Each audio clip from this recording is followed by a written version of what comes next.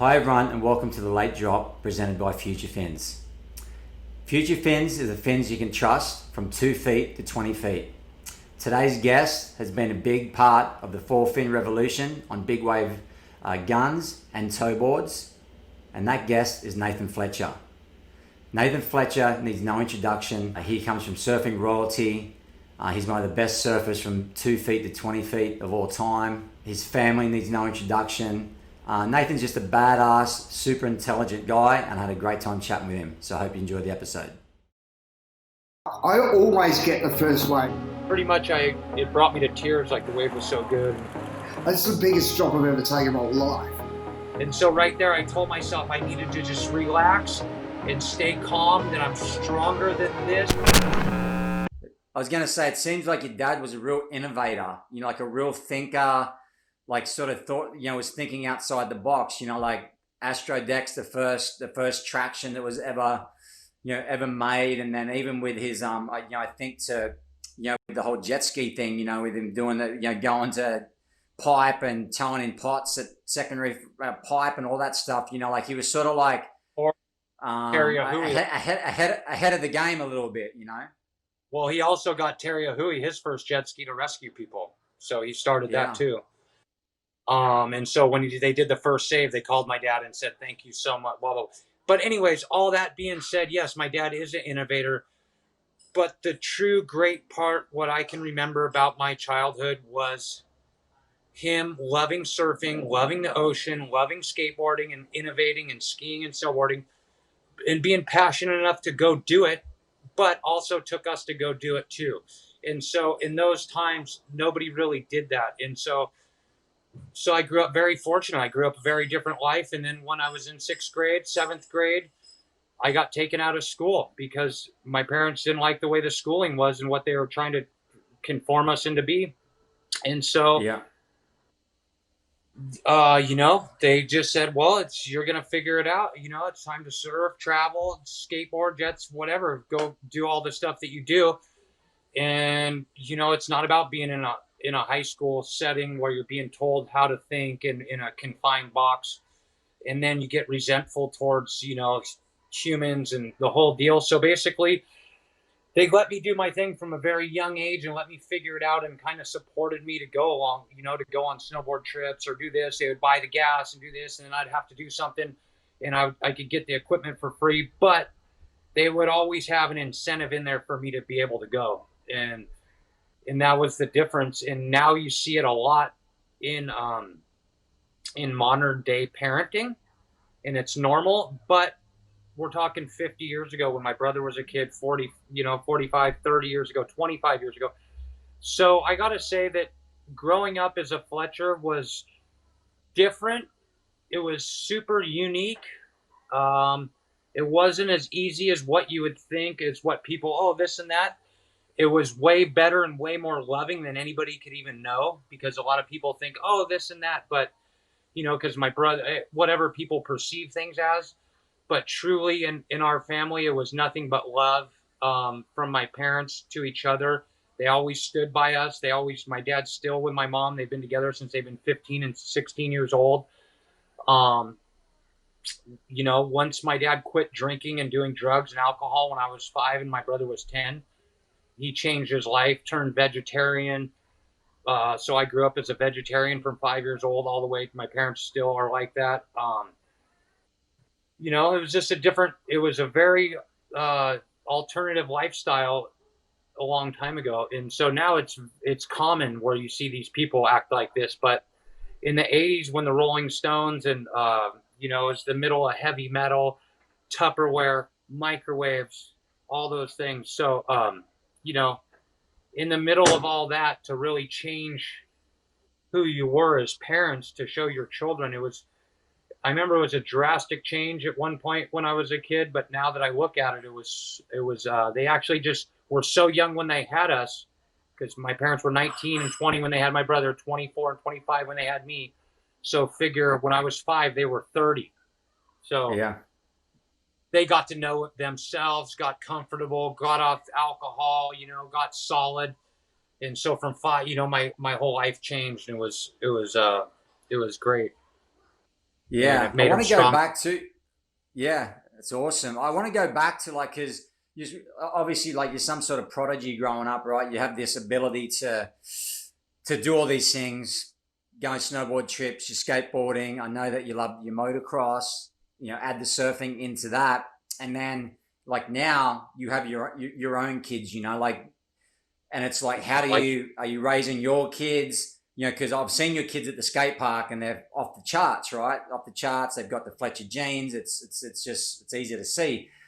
Now, do you when you were growing up, did you feel that pressure because you were away from school and you know you were that family, and then all of a sudden you're not going to school? Is there some sort of pressure that you feel internally that maybe you're not portraying to the family, that you're just feeling that sort of that you now see how that was for you, and the way that now you've got to deal with what your kids are doing? You know, I wonder what the reflection is on that. you know what the reflection is? Was as soon as I felt pressure, I would quit. So if I surf, because I quit surfing at like 14 or 15 years old, all the way till I only surfed maybe once or twice a year till I was 20, because I skateboarded a bunch. But when I skated every day or every other, you know what I mean? And then, but first it was like snowboarding, and then led into skateboarding because I was near home. So for a while I was traveling around, driving places, snowboarding, and it was because snowboarding was new and it was fresh, and it was like the music was new, the scene was new, the people were new, and so it was thriving. And so I gravitated towards it. I have no connections or no hang-ups to stay with one thing. For me, I feel like I love to learn things, and once I become good, or it becomes I have self expectations, I usually just quit all out and then go to something else and then come back to it once I can enjoy it and have no expectations, because that's just how I am. And so growing up, like my dad would tell me I had to surf or something, and I quit surfing for years. And then I was like, oh, you got to do this. Oh, you got to work at Astrodeck. Oh, you know what I mean? And I blew every one of those things off. And each time it would be like, oh, I got to do this. Well, I'm going to go do that. I'm not doing that then. Oh, I got to do this. No, I got to, you're married, all this and that, blow everything off. And then just kind of found my way by doing the best I could for what I knew with what my parents gave me. And so if my kids feel it, I'm sure they're going to feel pressure, but all it is you wanting them to do good. All my dad wanted was me to have fun and do good and be able to love the life that I live and get paid to live it. So you can't really blame him, right? And you got to be stupid not to see it. So you might not realize it till you're 25 or 22 or something, until you pack boxes at a real job and you're standing next to a bunch of other guys that don't have no opportunity and they're working to go home and get yelled at, whatever. And then you realize, oh, all I got, because I remember the day that I went surfing, I was all, if I go surfing twice a day, I don't care how good or bad it is, I'm going to make this much money. And I don't even make that at Astrodeck or whatever. And so I'm all, it's nothing. I just go in the water twice, boom, bam.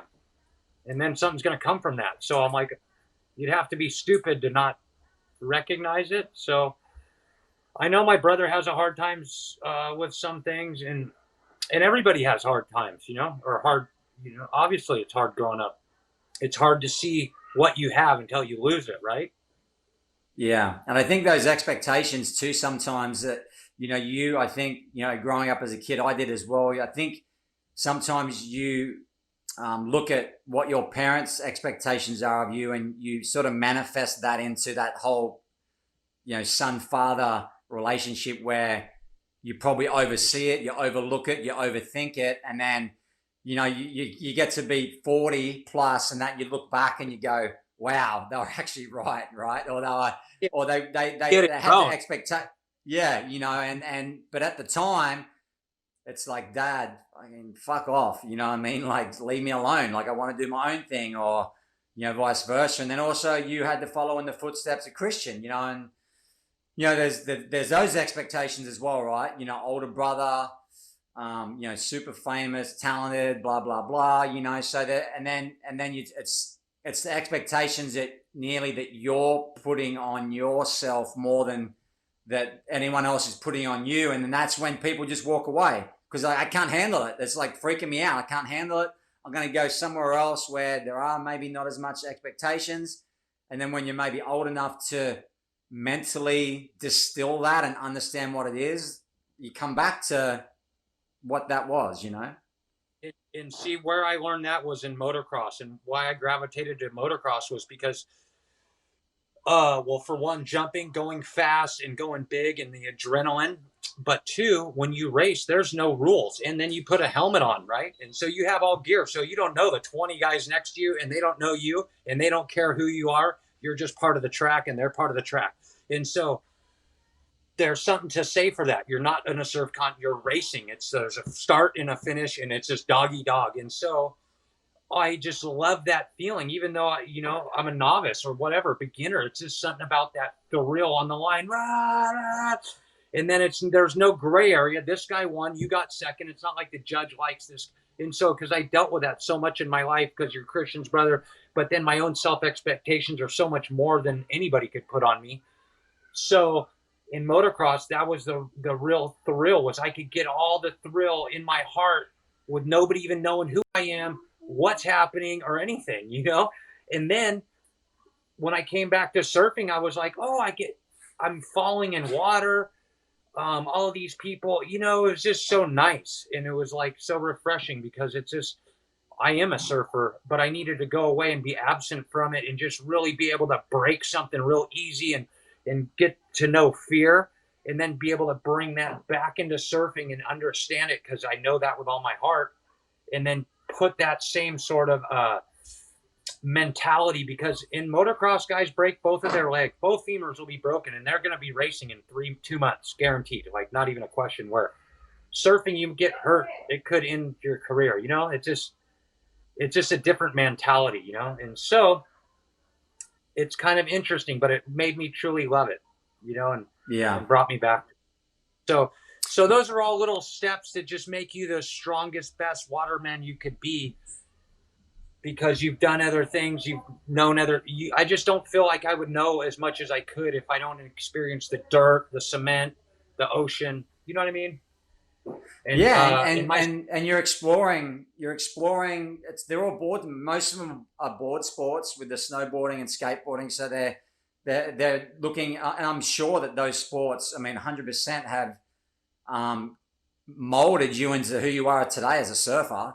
Like the moves that you do and all that. So that's a beautiful thing to have. I'm 44 in January. I've never snowboarded, never seen the surf, never seen the snow in my life. It's crazy. And paddled the Niger. but then I feel like, and then the motocross for you too, like got you into that mindset. Obviously, if I was to think of Nathan Fletcher growing up, I'm pretty sure he didn't have much fear. Like I see your sons at the skate park, doing big half pipes and stuff already at a young age. You know what though? It's different, because I am very fearful and I'm very cautious. Like growing up, my brother was never like that. My brother would get on a motorcycle and go full blast right away. Me, I wouldn't get out of second gear for 2 months. But once I learn how to do it, I build myself up and I learn and learn and learn. And then once I'm capable, then I put myself, and then I test my limits. Where my brother, he doesn't know how to do it, and he just gets on and tests his limits.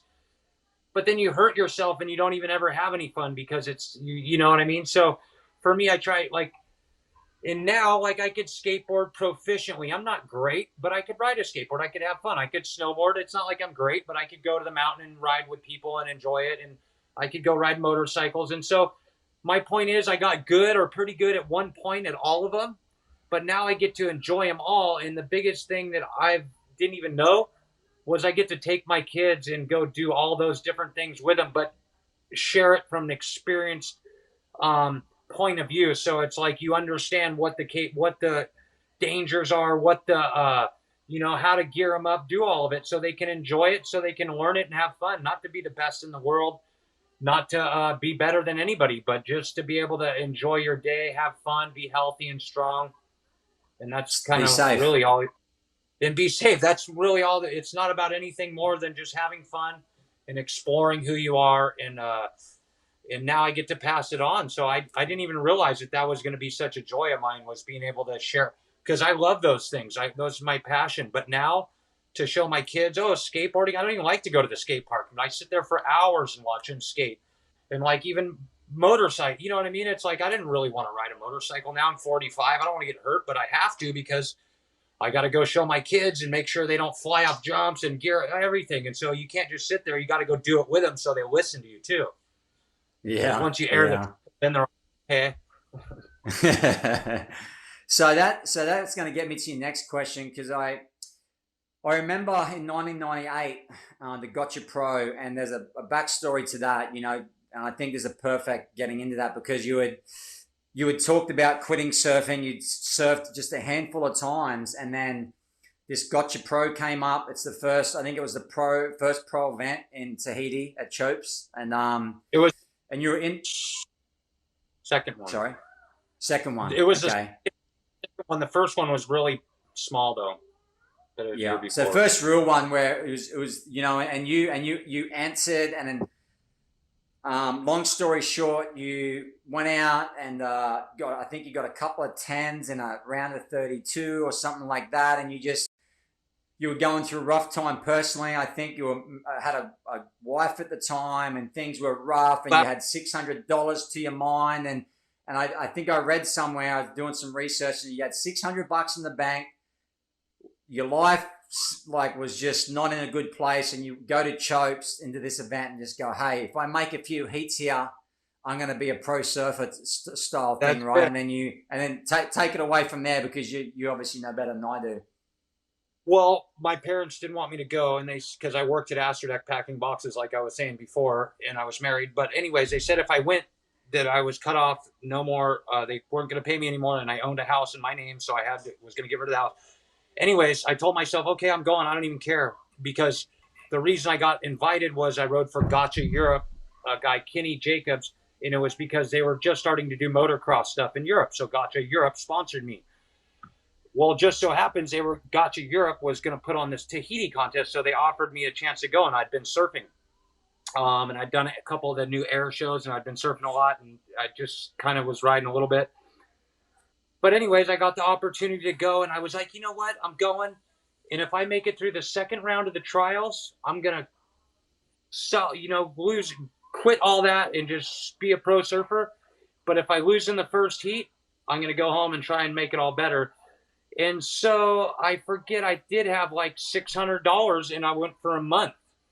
Well, to get in the contest, it cost $1,000, right?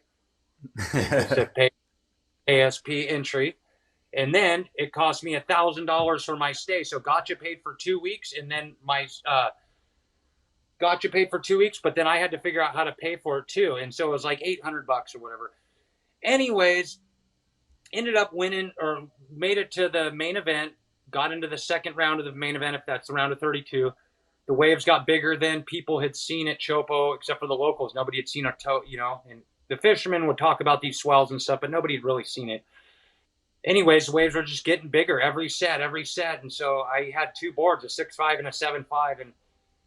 And I went out, and whatever, I rode the 7.5, and 4 guys. I was the last in position. The first set that came was the biggest set of the contest, and everybody's screaming, go, go, go. But nobody was turning around to go. And I realized none of these guys are even going, you know? And I'm on this thing. And I turned around and went and took off, and it was the biggest, best barrel I've ever had at the time. Took off and got the barrel of my life, you know, spit out into the channel right when the heat starts. And I was like, wow, that was insane. Paddle back out, and I'm the last in position. I'm sitting there just tripping because I don't even know. I think they might have announced a score or something. I found out, a 10, right? But I was like, only Slater and Rob Machado get 10s. Like, I don't, you know what I mean? I don't get 10s. Boom. Another bit coming. And I'm like, oh, somebody's going. Nobody wants it again. And it's, a couple different people. But they don't want the wave again. And so I'm like, they're not going. And I whip it. And I'm like, you know what? I'm going. I'm either going to get the beating of my life or the wave of my life. And just didn't care. You know, I might get that second. But when I thought about all that stuff, all of a sudden I was in the lip, and I was kind of late. So I was hung up, and I was also last in position. So I was kind of in the West Bowl a little bit more than everybody. Well, I kind of free fell out of control, and then boom, caught my rail at the bottom and then stood up and looked and was in a bigger, better, deeper one, or not maybe deeper, but then I put my arms out, poof, got spit into the channel, and I got tens again right there. And when I kicked out of that wave, I just knew my life had changed. It was just right there. It was just, and so right there, Gotcha America sponsored me.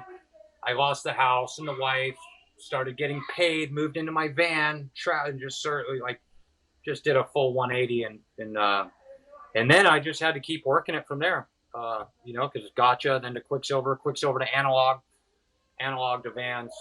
But pretty much the whole time I've rode for vans too, because right in that same year, 98, 99, I got sponsored for the air shows because vans started to do the surfing air show series. And they've sponsored 5 guys, and it was Jason Jesse who did it. And it was Rat Boy, Flea, my brother, me, and who was it? Rat Boy, Flea, and Barney, and me and my brother.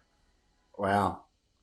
And so all in that time, there was just stuff was happening. So I got sponsored by vans, and then I don't know. It all happened, and then whatever, just trying to keep it going. Right now, talking to yeah, it's crazy, right? It's funny, like in surfing, how they say one wave can like make a career. It's like you can just be in that certain moment or time, and just that one wave comes at that certain spot, and you just all of a sudden it's like, here's sponsorship, here's money, here's this and that, here's that and that, and just from one wave. It's crazy. You got to keep it up. You do have to keep it up. Yeah, it kickstarts, right? It gives you a chance to kickstart it, but you've got to then move on with it and make the rest of the opportunities happen. As they say, easy come, easy go. So easy come, easy go. That's right. And so where did when did I'm not even going to say big waves, like when did the heavy water, when did that sort of transition start to happen for you? Because obviously, you're surfing, coming to Hawaii, you're surfing pipe and stuff all the time. So you're surfing heavy water, but I'm wondering when your mindset clicked into hey, I might chase some swells, I might do this, I might do that. You know what? It never clicked into that at all. My whole thing was I just wanted to surf so much, because I was like, oh, I don't care if I'm getting paid to surf. I'm going to surf if it's 2 feet or 20 feet or 50 feet. It just doesn't matter. I'm going surfing. I love it. It's feeding me and it's giving me my life. So I'm going to give my life to it. I don't even care. And so with the internet, I got to say, we used to go on surf trips, and you'd go to Tavarua for a week, maybe a swell, maybe not. Go Puerto Escondido for 2 weeks, maybe a swell, maybe not. But now with surf forecasting, and you're say 30, 35 years old, you're at the height of your surf career, surf forecasting is as good as it gets. So every week you're just watching, and it's like, oh, boop, Fiji's going to go off, got to go, boom. So you don't go to Fiji anymore for a week and stay. You go there for 4 days, but it's only on the biggest, best 4 days of the year, because why would you do anything else? You'd have to be stupid to be like you were before. So then it ends up you go to only the best spots on the best days of the year, and those best spots on the best day of the year just seem to be the biggest, gnarliest, best waves in the world. Yeah. So there you go. Yeah. Yeah, no doubt. I mean, with things like Surfline and Magic Seaweed and stuff, it's made it, whether it's a good thing or a bad thing, but whatever, Sean Collins, it is a great thing, and it's with the safety, right? It's people is it a good thing? Is it a bad thing? Hey, people aren't doing motocross without helmets and without pads, right? People aren't driving cars without their, so it's sort of it's just a natural evolution, that's keeping us safe and pushing the limits. Yeah, it's a must. If you look at I don't know, a race car driver, they won't get in a car without a fire suit. You know what I mean? Travis Pastrana guys, it's you got to be dumb. So the biggest thing right now is the technology with the helmet and getting the helmet up to speed with the wipeouts and the rest of the equipment. That's because you were definitely a pioneer with helmets, right? at certain waves, like shallow, like did you like wearing a helmet, or is this something that you wanted to, because there are certain guys, right? Like Tommy Carroll wore a gaffet pipe, right? And then you have, there's just certain people that wore helmets, Okay, so here's what I did. I called Tom Carroll and I asked him, what's the deal with the helmet? You're the best, gnarliest dude. Why do you wear a helmet at pipe? Why don't you wear it other place? Because I want to know. I want to be safe. And he's all, Nathan, I'm going to tell you. He's all, when you're really going your hardest and you're surfing at pipeline, which is the heaviest wave, one of the heaviest waves in the world, and you're putting it online, all you're trying to do is avoid being in that one spot. Because there's one spot out there all the time that can kill you or hurt you really bad on the wave, right? And you're just trying to avoid it. But when you're really going for it, some point you're going to be in that one spot. You know what I mean? You just can't avoid it all the time. So when you get into that one spot, you're going to want your helmet on. Yeah. So he's all the rest of it, it doesn't even matter. It's just, whatever. He's all, but when you're really giving it and you get into the one spot, then you're going to be praying you have your helmet on. So it's not about how it looks. It's not about even anything. It's just about when you're really giving it your all and really trying your hardest, you're not even thinking, you're just doing it.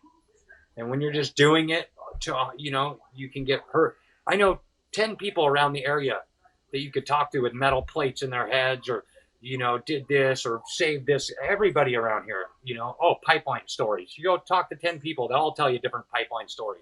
Chris Owens, EO, Kohl, every one of them. You know what I mean? Yeah. It's just like they all got dents. They've all drowned out there.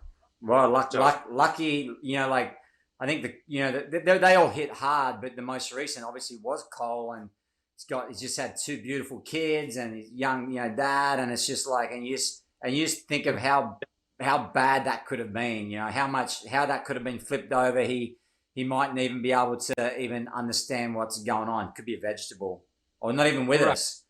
And what about Dustin? Dustin Kane, he was so bad. You know what I mean? There's a whole line of them, but it's just about coming together, evolving as humans with the sport and making it better so we could all do it and have fun. If something happens, so be it. But if you don't try to better it, you're stupid, is my point. Yeah. So I know you said you just sort of like, you just go like, I'm going to go surf 2 to 20 feet. And then, obviously your dad was, at the start of the jet ski thing. And like you said, he, got Terry his first, the Hawaiian Water Patrol, Terry Hui his first ski. Like, did you, there's those waves or that a standout session, whether it was towing or, do you remember that the first time you went to that next level, like for just not like paddle, not at pipe or something like that, where it was like you went and just went, holy shit, like this is on another level than what I'm used to. Yeah, we surfed right down the street from Waimea Bay on a big 30-foot north swell, and it was tow-ins, and Shane Dorian and Larry Haynes were towing each other in, a couple Brazilian guys, and then Hank was shooting photos, and he had an old ski, and my dad actually towed me into a couple waves. But these waves were so big with such big, long walls like J Bay. It was like, coming from snowboarding and skating and surfing and all, and just whatever, being strapped to your surfboard and riding these walls, I realized that there was a whole nother level. And so I towed around on the outer reefs on the North Shore for a couple of years until I realized that I didn't like dealing with a tow team. And so then it was like I let those guys tow, and then I would paddle out. So at least I knew those guys would be surfing, or I would get towed out by Hank while him and Troy and those guys would tow, and then I would just paddle.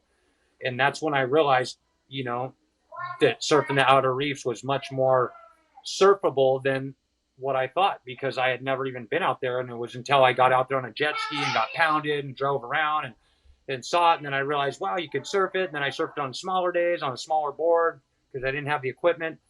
And so it was 98 was the year definitely that my mind was blown. That was Condition Black, right? That was that day, because I just had I had Ross Yep. Clark on the podcast a couple of weeks ago, and he was just telling a crazy story about that day at the outer reef out there where him and Tony Ray got stuck out at sea and I watched crazy. I wouldn't go out. I watched those guys. Milton and Michael Willis came in over the reef at rock piles, and Troy Lotus pulled in with no hands like it was a 6-foot wave, but it was like, and then Aaron Lambert and Briley and Noah Johnson. But the other thing I did was rode down to Waimea Bay on my bike and watched Eric Haas jump in the water. And not Eric Haas, excuse me, Red Wings was trying to body surf, and Jason Majors, when Jason Majors paddled out and made it out, and then he almost caught the wave and he got feathered out the back. And the next one was a huge left coming from the middle, like a 30-foot doubling up closeout, and everybody was just like, oh. And it just steamrolled him, and then it almost drowned, and he got arrested on the beach right there. That was that same story, right? Is it that photo, that famous photo of him where he's jumping off his board? Like that's it, right? Because we were at log cabins at Keiki at Ethan's house, and then we'd ride our bikes down to Waimea to see what was happening, and then ride back it was like insane. Yeah. But I was too scared to go in the water that day. I was like, no way. I didn't even know what was happening. Yeah, it was because there was a shift from towing, to paddling, obviously. But I feel like you had sort of made that decision, a little bit even earlier than, down the track. Once you saw the outer reefs, you're like, hey, we can do this. We can do this paddling, and.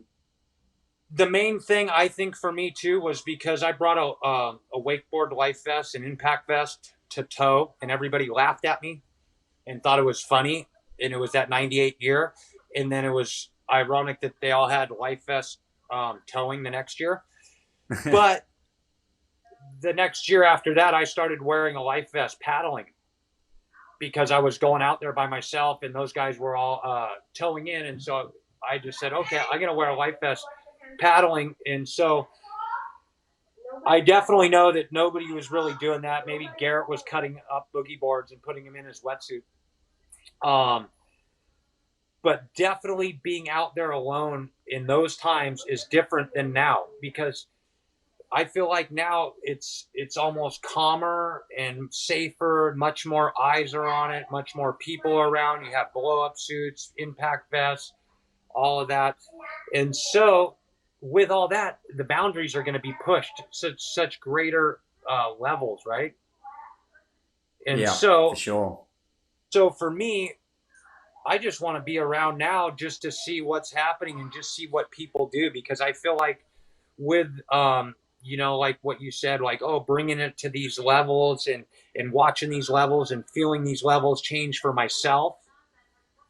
The next stage is all you can do is sit back and watch the kids go to new levels. And you're actually part of that because you helped them evolve to that. You helped with the safety, you helped with the equipment. And so it's actually it's a good feeling to be able to watch other people do things and actually get a sense of gratification from other people even doing it. Yeah.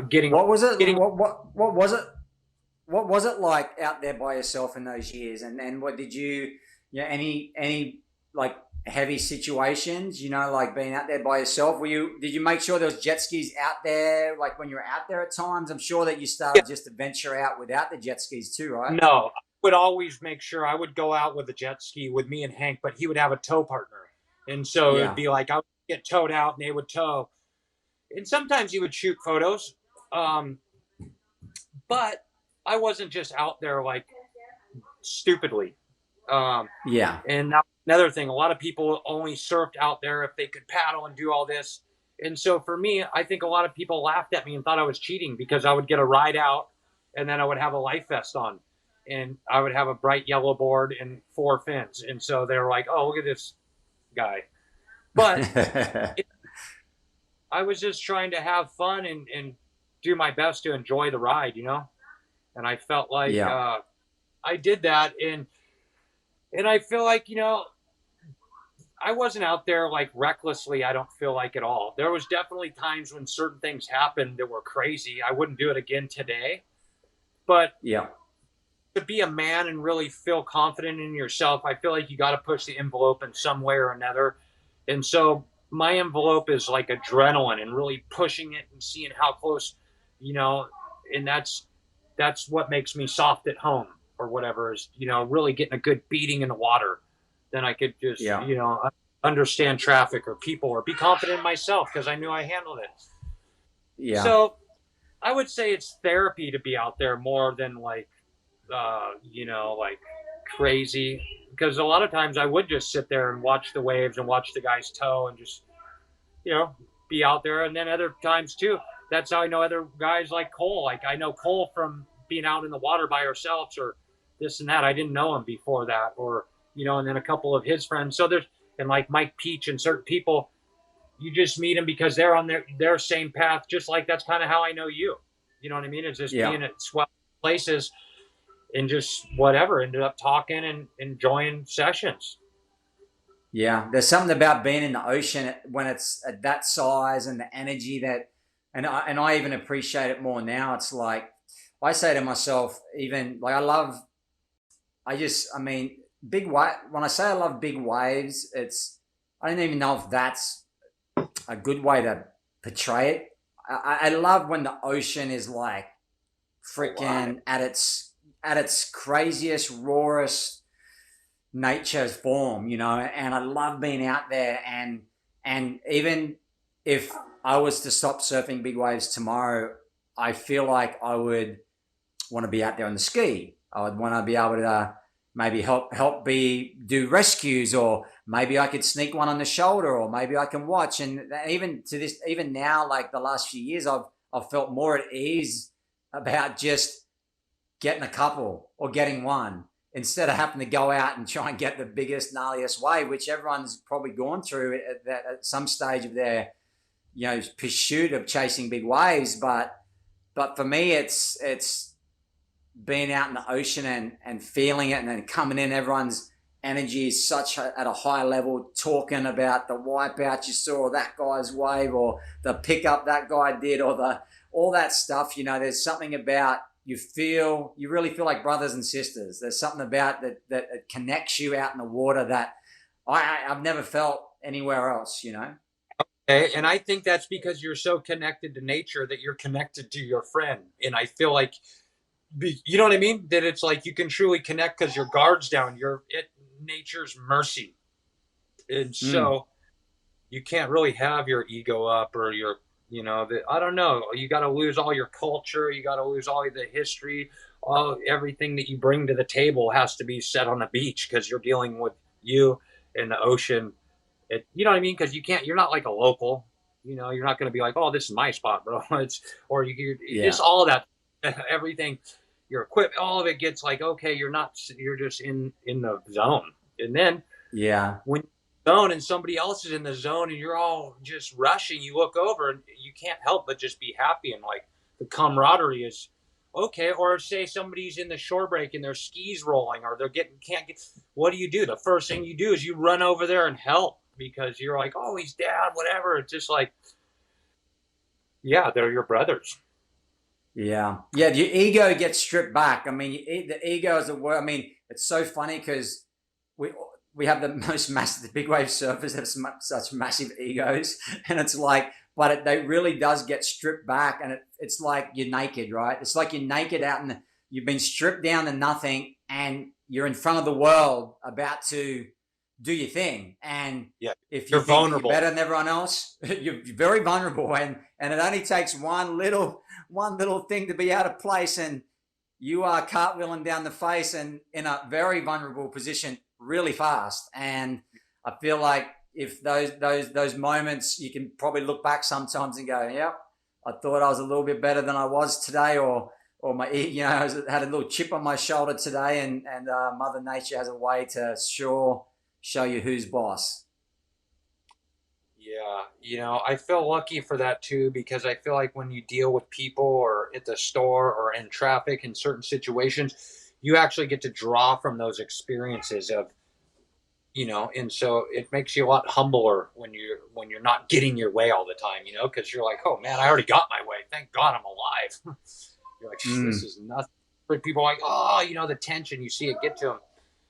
So it's interesting. It really helps you in your life, I feel like, just to put yourself in that uncomfortable position and be all vulnerable and then deal with it. It like makes you such a better guy on land. Yeah. Yeah, for sure. And I want to go back to innovation because you mentioned, you know, the little pad, I mean the little vest you wore, but we can go back. But I'm more interested in the fins because you know, I'd like to hear your take because you are I mean, we're talking four fins here, and if you look at most big wave guns these days, everyone's riding you know, generally they're using those future fin, you know, quads, you know, but you definitely started that revolution. I mean, not just for big waves, just quads in general. You had a big part to do with that. I'd like to hear your thoughts on like how that came about. I got a feeling it had something to do with, I mean, Stretch as well, right? You and Stretch together, is that right? Well, actually, the big wave stuff did. It started with me and Kohl just because I liked twin fins, but I hated it because I couldn't turn them. But I loved how fast it would go. And so my buddy Kohl's like, oh, let's make you a four fin. Let's try that. And so I had a board that Bali Joe had made and it had a bat tail. But anyways, I was like, okay, that sounds cool. Because when I was young, my brother had a Stussy four fin and we both really liked it. I got it after he had it. So I was like, okay. Anyways, he made this little four fin with a bat tail. But the board worked really, really good in small waves. I was like, whoa, I'd never rode anything like it. It went really fast and turned really hard and did so I did an air and I did anyways. And so I rode it for like a month or 2 months and I was just super stoked, got a couple more. And then it was coming into Hawaii season. So I got a couple boards that were like 6.6 and like 7.0 just to try them at pipe. Never even seen anything like it, you know?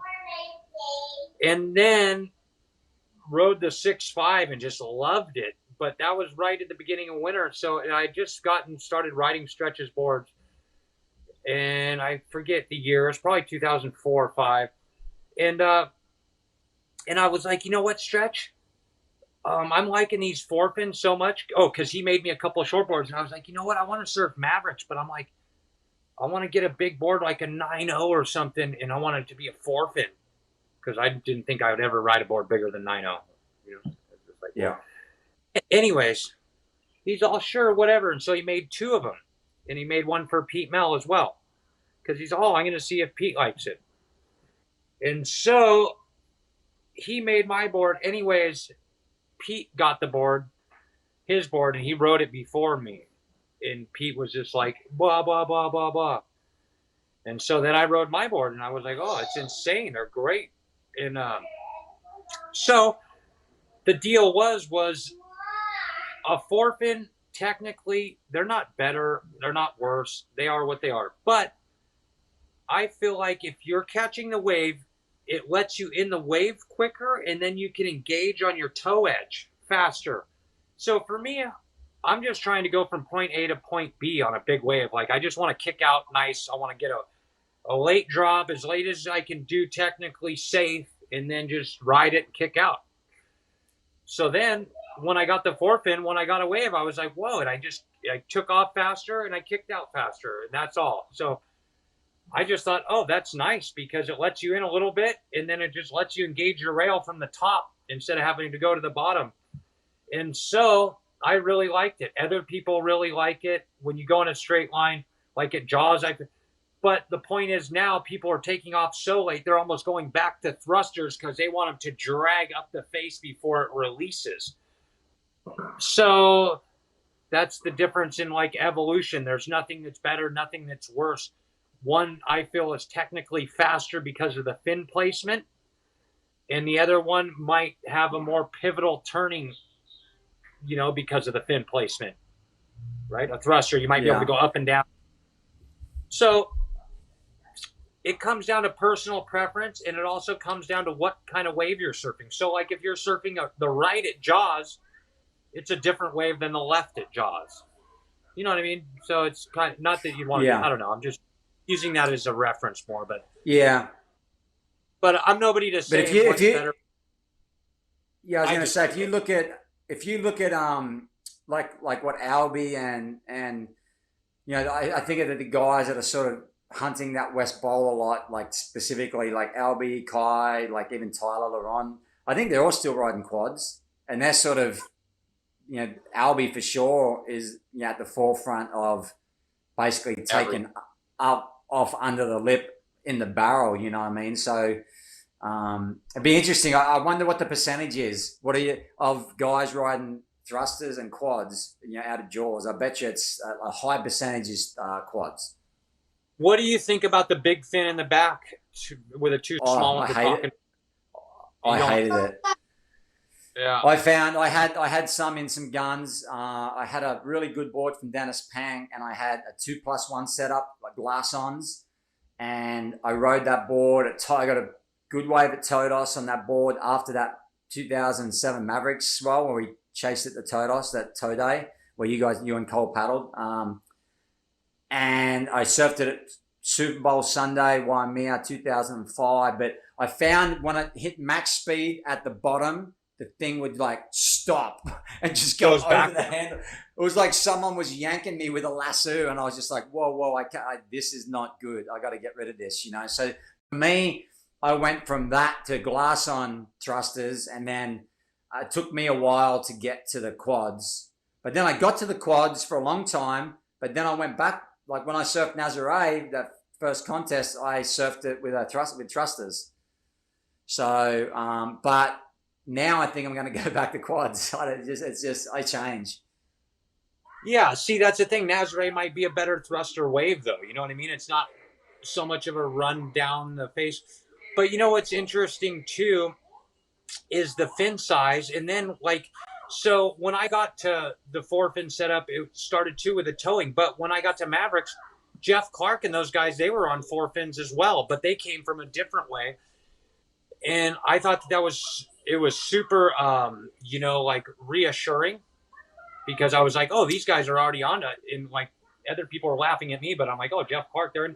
But anyways, like Richard Schmidt, they swear by the Twinser, where it's the little fins in the front with the big fins in the back. And so it's not that anything's better. It's just, I feel like it comes down to board design, tail rocker, tail outline are huge things to do with it. And then the fin placement and the cant or the angle or whatever you call it, the toe. So there's so many variables with all of it that to actually say one works better than other would be incorrect, because I feel like every board just has a suite of good formula, and maybe it doesn't have the right formula sometimes, and so you might think, oh, this or oh, that, or because I feel like a good single fin will work good. You know what I mean? But the deal is with the really high speeds at the bottom of the wave, that's when you notice the difference in your fins. Yeah. So yeah, for sure. And another thing to play in right there is your wide point, how wide your board is, you know, because if you have like a little bit wider, thicker board, it'll slow down sooner compared to if it's a little narrower and flatter, it'll kind of like, because I remember some of my older boards would stop like halfway down the face with a bunch of rocker in them and thrusters, and I would get to the bottom and they would just go boom.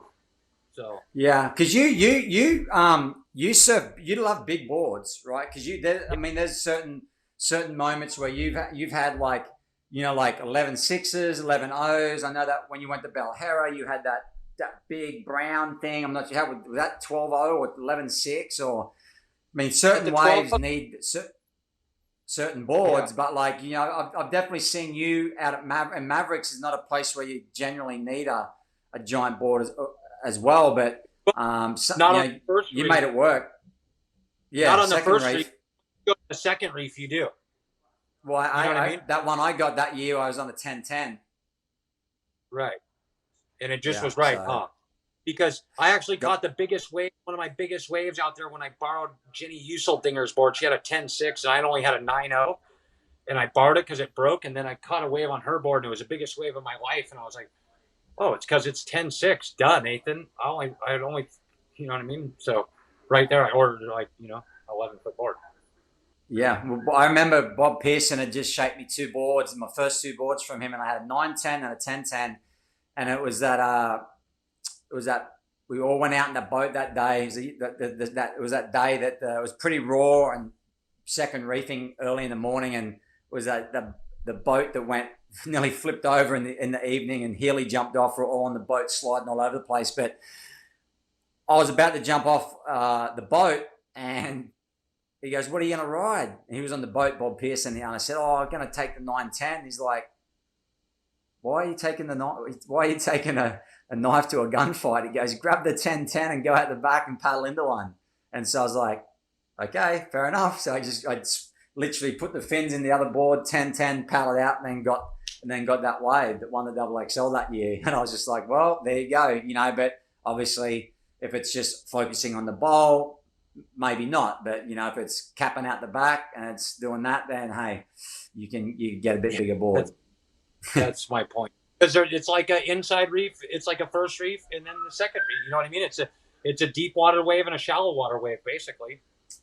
Well, and then especially on the outer reefs in Oahu too. Like if you've done them enough, like you realize, like you not only want to chase waves, but you want to get the hell away and shoot to the channel and have that paddle power and these waves aren't necessarily coming like Mavericks and Jaws where they're like doing that. They're like sort of moving more open ocean style, like sort of fast, like where you need the extra length to get into those waves, some of those waves.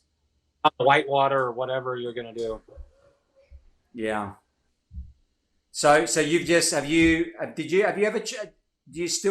go back to thrusters at all? Do you go back and forth? I've actually tried a few twin fins because Tassie's riding twin fins. God bless Tassie. And I've ridden a twin fin the last couple of seasons out at Sunset, and when I get in a sweet spot on that thing and I go to turn, the thing nearly throws me off because it goes so fast, So I think, again, like you say, if you get someone that knows twin fins, knows how they work, the placement, the outline, like it can work as well. Well, you look at Rasta and look at how good he surfs on a twin fin, Dave Rostovich. Yeah. So it's just like you wouldn't even know, like he's just worked on his fin placement, his tail design, the rocker, everything. He's just got them dialed in. So it's definitely not that they don't work, but it's just like you can't go get a fish that's a twin fin and go surf like he does. His is customly designed, so it fits his surfing perfect. And even like Aquila's boards, those things work, but they're not just a regular twin fin. Well, and now you got Tomo, Daniel Thompson, that's just making outrageous boards and shapes and designs too, and they all seem to work as well, So yeah, for sure. It's interesting. So I want to. Yeah, it is interesting time, and I want to go to a few pivotal moments that I think stand out for me about Nathan Fletcher's more big wave career, and one was that first Cloudbreak swell. I think it was 2010. Was it 2010? The first one that with you, Bruce, Kohl. It's super glassy. You got the pink board. Oh, that was like 2 weeks 11. Before Code Red. That's what I'm saying. So that was take us through that swell. I mean, that was when I remember seeing that and just going, oh my God, they may be the most perfect waves I've ever seen. Yeah, well, actually, Kohl called me up like a year and a half before, and he's like, "Nathan, did you know that Tavarua is not private anymore, this and that?" And I was like, "Oh, cool." He's like, "We got to get on the next swell." Anyways, the swell came, but that was the one like Ian Walsh and Laurie Towner went over the falls on. Or remember that swell? Yeah. I saw that. Hippo got that wave. And I was like, "Oh, the waves looked really good." So I was bummed that I missed it. And so that was the first swell when it was open from being private. Now that next one was on the radar. And so I was like, "Oh, I'm going," And so I called up Bruce and I was like, "Man, this is going to, you just don't want the year to end and you miss this swell." Because he's like, "I'm not going to go this and that." And I was like, "Well, this is the best swell, best wave trip." So we ended up going and I talked him into going. And then what I was thinking in my head was like, okay, I was like, Laurie Towner and those guys got that wave. I've been to, Tavarua, this and that. But if you remember during the magazine that came out of the Black Pearl, the Chopo contest, but it was the tow-in footage of John Roseman and Conan Hayes at Cloudbreak, and it was literally 60-foot faces, okay? And so in my head, I was, this is a huge swell. I'm like, I don't go anywhere like for one of these huge, and I started thinking, I'm like, those waves at Ori Counter and that got, those were big, but I could even get way bigger than that, I think. Yeah. And so I packed my 10-2 or whatever. And so I took a couple of 6.6, a 7.6, and a 10.2. But then the waves were good, real good. And I was like, you know what? I'm just going to ride my big board and sit out there and cruise and catch one of these sets, because you could just see them. And they were coming in, and sure enough, it was just like nothing. I just cruised and waited and just got one of those waves, and it came right to me and kicked out. And then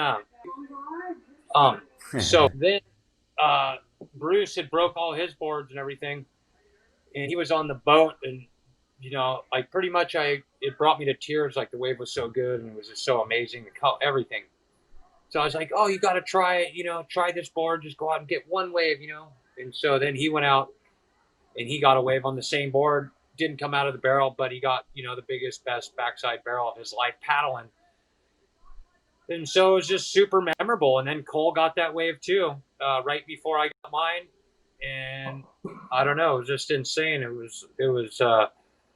was unbelievable, because nobody had ever even seen the waves like that there. And then afterwards, I asked the guy a couple of years later, I'm all, what's the best, you've ever, and the guy's all, oh, that one day, that's the best Tavarua ever gets, just glassy and 20 feet.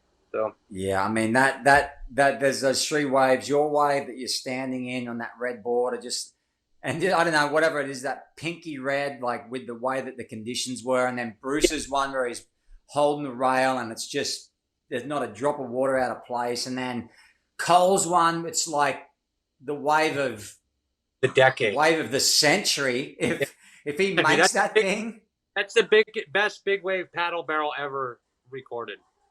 Yeah, I mean, sure. And he's like inches away from making that thing, and I mean, look, it's sort of like, yeah, tripping over the goal line, but still that view and how long he was in there and just paddling into that thing. I mean, it was just, those photos blew my mind. Also, Hippo got that one too. That was really long. It was an inside one, but it was like, oh, he got drained really good. Yes. He was on like a 6.6 or something. Yeah, that was, those were life-changing moments for me. That like when I caught that wave, I came home and I said, you know what? That was a lifetime achievement award for me. More than, like you can go win the double, all that. But to catch a wave like that on the color of board, no vest, just free surfing, like, it was literally like I told myself, I'll never, ever catch another ride like that. That was the pinnacle. And then 2 weeks later, I got the double XL Chopo wave, but it wasn't anything like the Tavarua ride for, because you get whipped in, you just get pulled in. It's like, boom, it's over. This is like you're paddling out, you're sitting, you're waiting, you're going, you're not going. Oh, all these things, and you're looking around. And it's just the whole play of paddling and then the set coming and then catching it and riding it. So all those things said, that was, that Tavarua was the wave of my life, and Tahiti was the wave that made my life.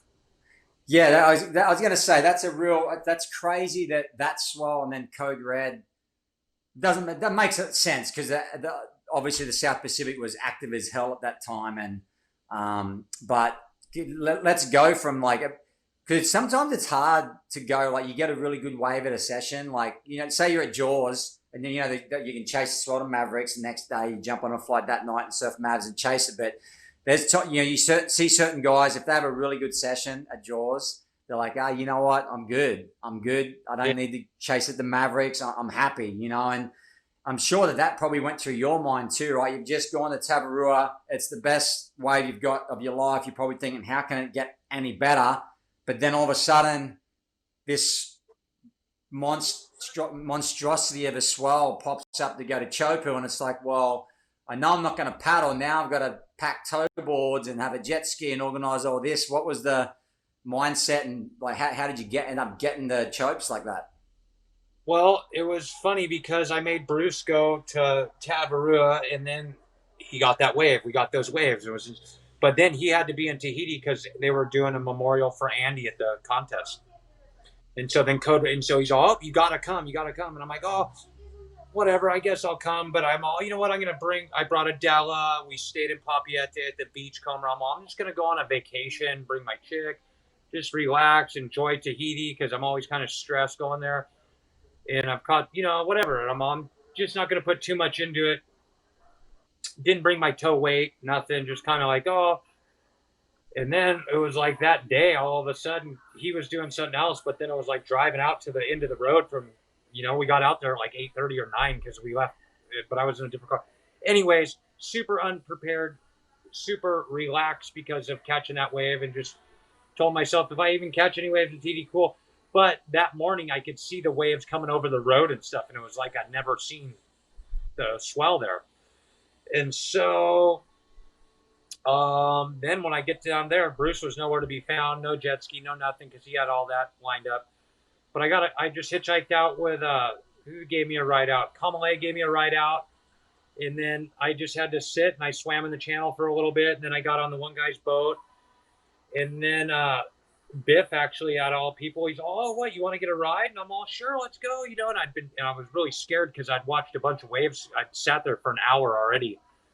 Yeah. And so the first I caught, Biff, he was on Hank's ski. That was the first ski down there, but it didn't go fast enough to catch a wave. So you had to get up and do a couple circles. And then I let go about 100 yards too deep.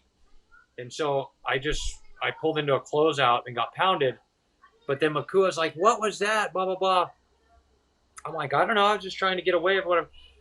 So Makua borrowed Strider's ski, and then that was the first wave. He whipped me into that thing. Boom, caught it, but didn't even know what it looked like or anything. But he's like, oh, you want to get another one? I was all, hell no. I'm going to the beach. I'm done with that. But then everybody started coming up to me, hugging me, and saying, oh, this was insane, the greatest ride, blah, blah, blah. And so in my head, I was like, that's weird. Why are these people acting this way? And so me and I left, because I'm like, this is weird. Like, people that I look up to and put on a whole nother level, they're like tearing, looking at me, oh, you're alive, blah, blah, blah. And I was like, this is so, because I couldn't see it. I was on it, right? But it only looked like a half my view. I couldn't see what was around me. And I thought I just caught a wave like everybody else. So the next day I got a text message with a picture of it. And I just could not believe that was me riding that wave, that I ate it on it, that I was alive. I just couldn't believe any of it. And it was just super weird. I didn't go back out to the end of the road. I only caught 2 waves on the whole trip. So what was that? The photo, was it that? So what happened? Because like a lot of the photos that they like to show is, especially I think Billman shot, where you're sort of coming over the foam ball, like, or the foam ball is catching you as you're like wheeling on the back, right? I was in the foam ball, but I didn't bring my tow weight because I was sick of traveling with this big 12-pound dive weight. So I'm all, you know what? Yeah. I've surfed on my tow board without a weight. I'm just going to go to Chopo. It's all smooth. But anyways, there was so much suction. It was sucking me back like this. And so what I was trying to do was like hop out to like get a new line to set myself back down. But as I was in the air, all I could think about was that stupid weight that I left at home because I was too lazy to travel with it. And do you think that wave was makeable with that weight? Do you think with the weight you're ahead of the foam ball enough that you're not bunny hopping? You think if your board's 6 pounds or 18 pounds, you got a better chance with an 18 pounds or 6 pound board? Yeah, guaranteed. Yeah. I'll never know. I'll tell you that. I've went over it frontwards, backwards. It's all good. It wasn't meant to be. And what was take us through what the wipeout was like, because I mean that just falling in that place. The wipeout was like getting ripped limb from limb, as bad as it could be for 20 seconds straight, and then somehow I came up instead of down, and I just feel like I fell in front of where the real lip, where it bounces. So I fell with a foam ball like that. So I was up on this part, where if I would have been before, it would have bam, and it would put me straight to the reef. But I got far enough down the line where I caught the push of the foam ball. But then I was in that, and then it kind of just shot me up. But for 12 to 15, when I came up, all I could do was just, I couldn't believe my head was on my, and I came up and grabbed my head, and my spine and neck were just really hot and tingly, like burning sensation from the base of my spine all the way to the top of my head. But I was just like, what? My head was on. I was like, oh. And I was like, oh, my arms. I was like, yes, done. Go home. Oh man. I mean, no wonder, man. There's the volume and pressure and velocity of that the amount of water in that wave on that shallow of a reef. It's a miracle, right? Like you see, like that day, and you just go, how did someone not like? Would I do it again? No. Oh, well, because you didn't know, right? That's the beauty of it. Right. It's just like you don't know what you. Oh my god! And then I wanted to ask one other question because this one I don't think I've never really talked to you about this, but that trip in Chile. Yeah. I think it was it Russo, Ramon, and Kohl again? Was it you guys? It was Kohl and Russo. We left Ramon and those guys. Yeah. Okay. So, because that was a pretty heavy one for you too, right? And I don't think that story has been told like that much to a point. But I'd like to. I know sort of what happened, but I'd like to get a better grasp of what happened that day. Like you were saying, like about traveling and stuff and hitting things.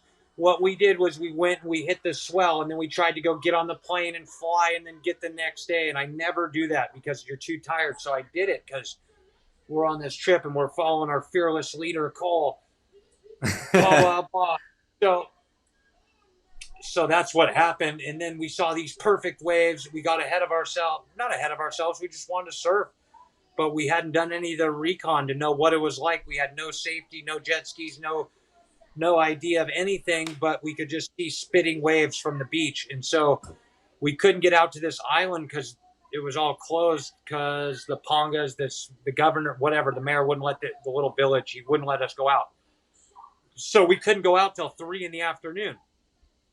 And so we never went onto the beach to see what the wave even looked like. We just analyzed it from the back. And it looked like it was breaking kind of close to rocks, but it was makeable. It was peeling around the rocks. But it was big surf, 20 feet, 25 feet.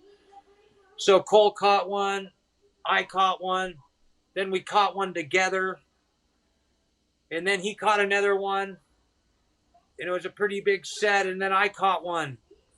And the one I caught was like the biggest wave of the set, but we hadn't seen it. But a new boil popped up in the wave. So as I was riding down the face, now the wave broke past me because it was like a bigger set. So it was a new boil we hadn't seen. So I straighten off, and I got a 12-foot board and a big leash. Straighten off, and I pull my suit, whatever. And there's big rocks on the beach sticking 20 feet, 30 feet, 10 feet out of the water all over. It's a big rock point. And at the end of the wave, the wave goes into the rocks. So I ride the wave, and now I fall off, and boom, I pull my wetsuit. I come up, and I look, and my nose is about 5 feet from these huge rocks that are sticking, bigger than Waimea rocks, okay? Wow. Like rocks, like Punta Lobos or whatever, huge rock, not that big, but, real jagged, big rocks. And my board is real close to them, and I'm getting sucked towards them. And I look in front of me the other way out to the ocean, and there's a wave where there's a 35-foot tall whitewater coming at me, a 20-foot wave that broke. And now the water's as big as a Waimea whitewater. And I look, and I'm, real close to these. So all I could do was take off my leash, and I go through these rocks, boom, boom, boom. But I didn't know when the water goes into tight rocks, into tight areas, so I get ping pong through the rocks. Now I'm in these areas where there's whirlpools, and the water's draining and sucking, and I have my chute pulled. But when the water's in tight area, it whirlpools and pushes them. So even though I had my chute pulled, I couldn't get to the surface, and I would be right there. I could see the light. And then another whitewater would go over, boom, and then I'd go through more rocks, boom. But because I didn't sleep that well, and I'd hit my head super hard on the rocks and hit my ribs and everything. Well, now I'm drowning and I'm still in the rocks. Now I'm in another whirlpool getting pushed down. So now I could see everything that's happening. I could see the boat. I could see Kohl. I could see the point. I could see everything that's happening in my life. And Adela was at home pregnant with Laser. Wow. I could see Laser in the ultrasound, just whoom. And then I could see it all happening. And then I could see Scion. And I could see the whole situation, the biggest traumatic thing in my life. And so right there, I told myself I needed to just relax and stay calm, that I'm stronger than this. And I just need to go with it, and I'll be okay, because I don't want to put Kohl and Russo and these guys through what I went through with Scion. But I could see all happening right here, okay? And so then Kohl was paddling out when I fell on the wave. When I took my leash off on the next wave, my board hit the rocks and flew 50, 20 feet in the air, whatever. Well, these guys haven't seen me in 5 waves, 6 waves, whatever it is, however long I'm underwater. Now I truly give up and surrender and go limp and just go unconscious and go through the rocks. Boom, boom, boom. Give up. And somehow, I don't know how, but all of a sudden I just opened my eyes and I was just on a rock, like in a safe little area where the water subsided and left me. Wow. And so then I couldn't move and I couldn't do anything. And I was so tired. All I could see, like, all I wanted to do was tell those guys I was okay, but I couldn't, and so it took me like 2 minutes or a couple minutes to be able to even move my body from paralyzed, because I was wanting it so bad to let them know, because they didn't know there, and I knew they were frantic. Yeah. And then I got on the rocks and I waved to them, and they came around to the other side, and I had to walk about a mile over this island, or a mile and a half. And they came to me and got me, and then and it was just a really trippy experience, because of all the stuff that happened, what I was doing in my livelihood. And then that wasn't enough for me to really understand. So then she was 5 months pregnant, came home, moved to Hawaii. And then on that big day, we went and surfed alligators, and she was 8 months pregnant. And then Kirk Passmore drowned. I was out there with you that day. I know. And that was the same day we had the baby, that day. And so after that, I had some sort of epiphany of like all these things, myself dying, people around me dying, my children being born. And it was just all these things was a good incidents for me to look at my life, how lucky I was, everything I've been through, chopo, drugs, all of it. And it was the first time where I was ever like, okay, you know what? I'm alive. I'm thankful. And now I'm here. And so it was a very beginning of a turning point of me being comfortable with who I am. Wow. That's an incredible story, man. Thanks for sharing that. That was, I'd heard like bits and pieces, but that's a whole nother level of what I thought. And I think this is a great, I want to ask this question. It seems like probably a silly question, but I think people, after hearing that story, right, you hear all that stuff that you've gone through, the Scion and everything, all the drama and the feelings, and it's like, why? Like, you still surf big waves, like, and it's just like, what is it? What's that? What is it that makes you still want to do that? You go through all that stuff, and then the next swell comes along, and you're like, okay, I'm gonna go surf these big waves, and it's just like, I think the general public always asks, well, why? What is it? What is it that makes you want to do that? Because when I look in the mirror, I say, that's who I am. Sorry. Yeah. It's in your blood. It's in your DNA. There's some things that you just can't. You can change things. You can change your path, but there's some things that are deep down in your DNA that when you truly believe you're born to do something, or you're put on this earth to do something, then you wouldn't be doing yourself or your family. You'd be doing a disservice by not following it. And you know what's interesting by saying all that? Because that is who I am. That's why I was put on this earth. And then to see what I just told you, that was the first time I could ever be okay with who I am. Before that, it was like always trying to find it, always trying to find the rush, the wave, the this, the that. But truly, it was like after that and having the kids and almost everything was like, oh, that's who I am. That's what I had to go through to become this person. And that's what makes me happy. That doesn't mean I got to do this forever. That's just one step to becoming the final man who you become. You know what I mean? Yeah. But yeah. You're never even evolve into anything. And so it's like that carries on into your everyday life. So it's like, oh, all those experiences carry on into how you take care of your kid. And that becomes your most important experience. And then how you take care of your kid is going to become how he cares for his life and what he does. And then you're going to be, you know what I mean? And then you're going to be like relaxing as a grandfather. How did I do? And you're going to watch your success run around in front of you. You know? Yeah, that's awesome. Well, hey, I think that is the absolute perfect story to end the podcast. But I do have a couple of questions. At the end of each podcast, I like to ask 5 questions to the guys and girls, and you can answer as in depth or one word, however you want to answer it, Nathan. But question number 1 is, what's the best big wave in the world? Oh man, do I got to tell you? Yeah. Well, no. If it's somewhere that hasn't been, I'm gonna go with Jaws. Jaws is the best big wave for sure. It's Thunderdome. Yeah. The heaviest, scariest big wave in the world. I would have to say, what's that place like? The Right? Maybe those guys just closeouts, underground closeouts, no exit. I don't know. I heard Nazaré, you get 3-wave hold downs with your vest pulled. So I would say Chopo is definitely, pound for pound, one of the most dangerous, consequential ship sterns. Yeah. Yeah. They've all got their nuances. The most underrated big wave in the world. The most underrated big wave in the world. Probably Waimea Bay. I like that. Yeah, it's been left in the dust a little bit, right, since Jaws and everything. So, and they haven't even went left, really. You know what I mean? It's like barely tapped. Yeah. And then there's what's one big wave that you haven't surfed that you'd like to tick off the bucket list?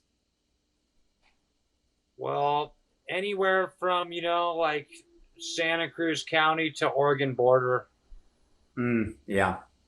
There's say no more. Probably more. There might be more than one. Yeah. And then the next frontier. This is probably the same answer. Yeah, I think about where's the next. Like Nazaré just burst onto the scene, right? And it's like, I'm just wondering where the next continent or where that next spot is going to be, because I know there's so much coastline around, but I'm curious to get the Morocco, isn't it? I don't know. Well, Swells hit Portugal, right? They roll down that way, so I'm sure there is. Those outer reefs I've seen. I don't know. Yeah, cool, mate. All right, Nathan. Well, hey, thank you. Somebody to sponsor us a trip, we'll go. Yeah, exactly. Anyone out there wants to sponsor us a trip to Morocco, we're down. Yeah. Great caddy. Yeah. All right, Nate. Hey, thanks for giving us your time. I know you're busy with the kids and everything, but I appreciate it. It was a great chat, and I'll see you around the North Shore, my man. Thank you, Jamie. It was a pleasure talking to you. Thanks for everything, too. Later. Bye. See ya.